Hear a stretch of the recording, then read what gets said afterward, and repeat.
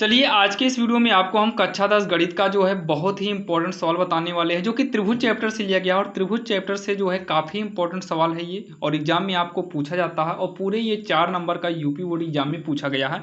तो यहाँ पर देखिए इसको सॉल्व कैसे करना। आप लोग जो है एग्जाम टाइम क्वेश्चन बैंक कंसॉल्व जो भी आपके पास होगा, अगर आप उसमें मिलाएंगे तो ये सवाल पूछी गई है, ध्यान देना। आप लोग इस डाउट में मत रहना कि जो हम सवाल बता रहे हैं ये पूछी जाए कि नहीं, ये कंफर्म पूछी गई है और पूछी भी जाएगी। तो यहाँ पर देखिए इसके नियम को सीखिएगा, आप लोग रटने की कोशिश मत करना। सबसे पहले ये चित्र में क्या दिया है, हमें दिया है DE समांतर BC। थोड़ा आप लोग समझिएगा, जब आपको ये दे और हाँ जब आप एग्जाम में लिखित एग्जाम में आए, मतलब जैसे आपको OMR पर आता है तो कोई बात नहीं, आप सॉल्व करके जो है टिक मारिएगा, गोला बनाना है। लेकिन जब आपको लिखित परीक्षा में आएगा, जब आपको लिखना पड़ेगा, तब DE समांतर BC लिखिएगा और फिर इस चित्र को यहाँ साइड में ऐसे नोट कर लेना। आपको हम बता दे रहे हैं, चित्र को नोट कर लीजिएगा ताकि आपको जो 4 नंबर का पूछा जाता है यूपी बोर्ड में नंबर ना कटे, ठीक। अब उसके बाद DE समांतर BC लिख लिए। अब उसके बाद हमें जो है जो दिया है इसको लिख लीजिए। क्या दिया है, AD बराबर का x, यहां पर लिखना चाहो तो लिख दो, दिया है। उसके बाद क्या दिया है यहाँ पर देखो, DB बराबर का x माइनस का 2 दिया है। फिर उसके बाद दिया है AE बराबर का x प्लस में 2 दिया है। यहाँ पर दिया है EC बराबर का x माइनस का 1 दिया है। देखिए जब DE समांतर BC हो, यानी कि देखिए DE ये और ये आपस में समांतर हो, तो आपको वही लाइन देखना है जो समांतर है, ये समांतर है। तो ध्यान दीजिएगा, हम इतने के बटे में अगर इतना कर दें, मतलब AD के बटे में DB करना चाहें तो कर सकते हैं, AD के बटे में DB करना चाहे तो कर सकते हैं। लेकिन एक बात का याद रखना, ये छोटे वाले पार्ट के बटे में हमने इस छोटे वाले पार्ट को किया है, तो आपको जैसे इधर किए हो सेम ऐसे इधर करो। मतलब AD के बटे में DB किए हैं तो इधर हमें AE के बटे में EC करना होगा, तो यहाँ पर AE के बटे में क्या करना पड़ेगा, EC करना होगा, तब ये दोनों आपस में बराबर आ जाएगा। एक थेल्स नामक वैज्ञानिक थे, उन्होंने ये रूल दिया था। अब AD के स्थान पे कितना है, तो यहाँ पर x है, बटे में DB के स्थान पे कितना है, x माइनस 2 है। इसीलिए कह रहे हैं आप चित्र साइड में बना लीजिएगा ताकि दिक्कत न रहे। बाकी चित्र को नहीं भी बनाते हैं तो कोई दिक्कत नहीं रहेगा। इक्वल AE का मतलब ये x प्लस 2 है। आप चाहे तो यहाँ से चित्र से देख लेना, चाहे तो ये जो दिया है इसमें से भी देख सकते हैं। बटे में EC आ गया, तो EC कितना है, x माइनस 1, यहाँ से ज़्यादा बेटर रहेगा, x माइनस 1। मतलब x के बटे में x माइनस 2 किए, यहाँ x प्लस 2 के बटे में हम x माइनस का 1 कर देंगे। अब इसको सॉल्व करते हैं, तिरछा गुणा कराएंगे तो x माइनस 1, इधर तिरछा गुणा करेंगे तो x प्लस 2 ये वाला पहले, फिर लिखेंगे x माइनस का 2 करेंगे, x का गुणा करेंगे तो ये x स्क्वायर हो जाएगा, माइनस x का नम x होगा, इक्वल x का गुणा पहले पूरे में करेंगे या फिर एक बार जोड़ा एक बार घटाया है तो ये पहली का वर्ग माइनस दूसरी का वर्ग हो जाएगा।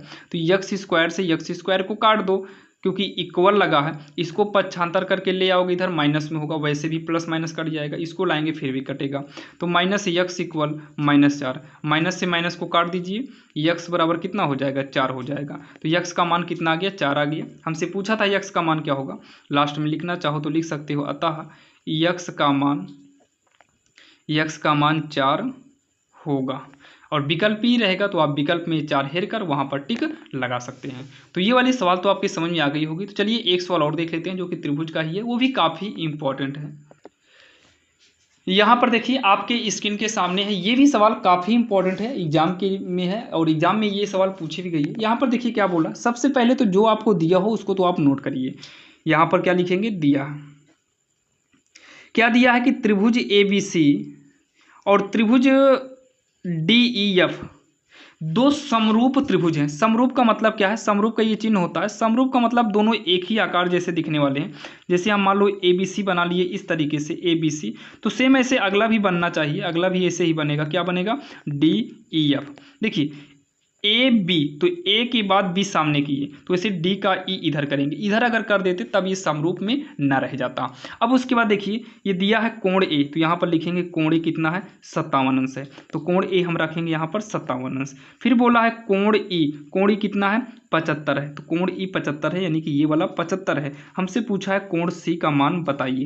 ध्यान दीजिए, कोण C पूछा है तो कोण C बताइए इस त्रिभुज में है या इसमें है, तो आप कहेंगे कि इसमें है, तो कोण C ये वाला हमसे पूछा हुआ है, ठीक।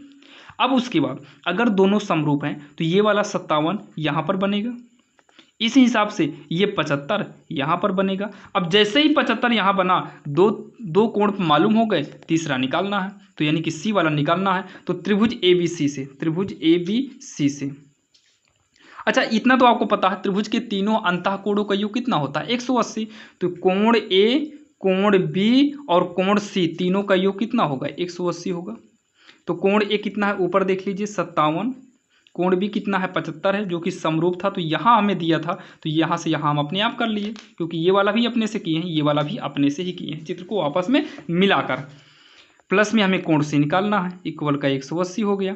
हम इसको जोड़ेंगे 7 5 12, 7 5 12 1 13 मतलब 132, प्लस में कोण सी इक्वल का होगा 180।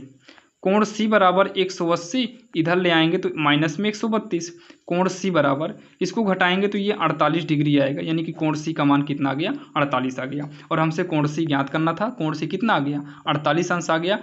यही इसका जो है फाइनल आंसर हो जाए, जो कि काफ़ी आसान था, आपके समझ में भी आया होगा। अगर आपके समझ में आ गया हो तो आप लोग कमेंट में जरूर बताइएगा। और सभी वीडियो देखने के लिए हमने डिस्क्रिप्शन में लिंक दे दिया है, वहां पर जाकर जो है प्लेलिस्ट मिलेगा, उसके जरिए आप लाइन बाय लाइन सभी इंपॉर्टेंट क्वेश्चन को देख सकते हैं। बाकी साइंस और इंग्लिश के भी इंपॉर्टेंट क्वेश्चन का लिंक हम डिस्क्रिप्शन में दे दिए हैं।